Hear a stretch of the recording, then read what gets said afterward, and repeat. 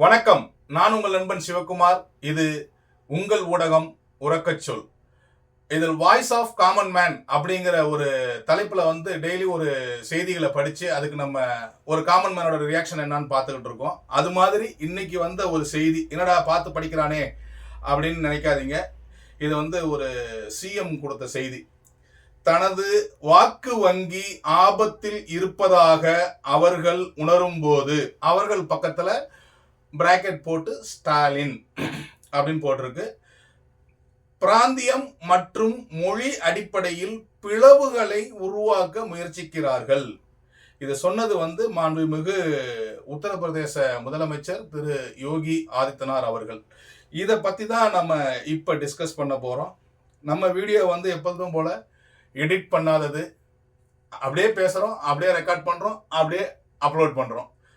So அதனால் எல்லாரும் நம்மளோட சேனலை சப்ஸ்கிரைப் பண்ணுங்கள், லைக் பண்ணுங்கள், உங்கள் நண்பர்களுக்கு ஃபார்வர்ட் பண்ணுங்கள், உங்களோட கருத்துக்களை மறக்காமல் கமெண்ட் செக்ஷனில் போடுங்க. இப்போ பாயிண்ட்டுக்கு வந்துடுவோம். சார், ஒருத்தர் தன் மொழி மேலே பற்றா இருந்து அதை தொடர்ந்து அதனுடைய வளர்ச்சிகளை ஊர்ஜிதப்படுத்தினா அவங்க பிரிவினைவாதிகள்னு நீங்கள் பேசுறது சரியா இருக்கா சார்? நம்பர் 1. நான் இப்ப என்ன கேட்கிறேன்னு கேட்டீங்கன்னா, உத்தரப்பிரதேசத்துல இன்னைக்கு ஆட்சி மொழி ஹிந்தியா இருக்கு சார். இது என்னையில இருந்து இந்த ஹிந்தியா இருந்துச்சு? 1954 இருந்து தான் இந்த உத்தரப்பிரதேசத்துல ஆட்சி மொழி ஹிந்தியா இருக்கு. அதுக்கு முன்னாடி சரி விடுங்க, இப்பயுமே அங்க இன்னும் 11 மொழிகள் இருக்கு. உரிட்டா, Bhojpuri, something Maithili I think அதில் இருக்கு, இல்லைன்னு நினைக்கிறேன். ஒரு 11 மொழி இருக்குது. நான் I have gone through the data. அந்த 11 மொழியில ஒன்று தானே சார் உங்களுக்கெல்லாம் ஒரு தாய்மொழியா இருக்கும். இப்போ அந்த தாய்மொழியோட நிலைமை என்ன சார்? அந்த தாய்மொழியை நீங்க ஒதுக்கிட்டு நீங்க இப்போ ஹிந்தியை கொண்டு வச்சிருக்கிறீங்க. உங்களுக்கு அது உங்களுக்கு ஏற்படதா இருக்கு sir. As per the states உங்களுடைய விருப்பப்படி அது நடந்திருக்கு, அதை நீங்க ஒத்துக்கிறீங்க. எங்க விருப்பப்படி இது நடக்கக்கூடாது, நாங்க ஒத்துக்கல, அதனால நடக்கக்கூடாதுன்னு சொல்றோம். இதை நீங்க பிரிவினைவாதம்னு சொல்றது ஒரு வகையிலையுமே சரி கிடையாது. இன்னைக்கு மொத்தமா ஆக்சுவலா பாத்தீங்கன்னா டேட்டா படி இந்தியால 240 மொழிக்கு மேல இருந்திருக்கு. அதுல 22 மொழியை தான் நம்ம பட்டியலிட்டு இருக்கோம் நம்மளோட அரசியலமைப்பு சட்டத்துல. அந்த 22 மொழியிலையும் ஒன்லி ஹிந்தி அண்டு இங்கிலீஷ் தான் இன்னைக்கு வரைக்கும் இந்திய அலுவல் மொழியா இருக்கு. இந்தியாவுக்கு இன்னைக்கு வரைக்கும் எதுவுமே அபிஷியல் லாங்குவேஜ் கிடையாது, அலுவல் மொழி தான். தேசிய நேஷனல் லாங்குவேஜ் கிடையாது, அபிஷியல் லாங்குவேஜ் தான். இதெல்லாம் நான் சொல்லி தான் உங்களுக்கு தெரியணும்னு இல்லை, இதுக்கு முன்னாடி எல்லாருமே சொல்லியிருக்கிறாங்க. எல்லா கட்சி தலைவர்கள், தமிழ் ஆர்வலர்கள், அரசியல்வாதிகள், அரசியல் விமர்சனர்கள் எல்லாமே சொல்லியிருக்கிறாங்க. இது எல்லாமே உங்களுக்கு தெரியும்.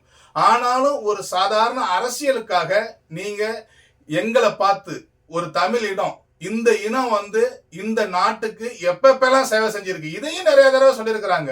பாகிஸ்தான் சண்டைக்கு அத்தனை கோடி ரூபாய் அள்ளி கொடுத்தது தமிழ்நாடு தான். கார்கில் போருக்கு அவ்வளவு கோடி ரூபாய் அள்ளி கொடுத்தது தமிழ்நாடு தான்.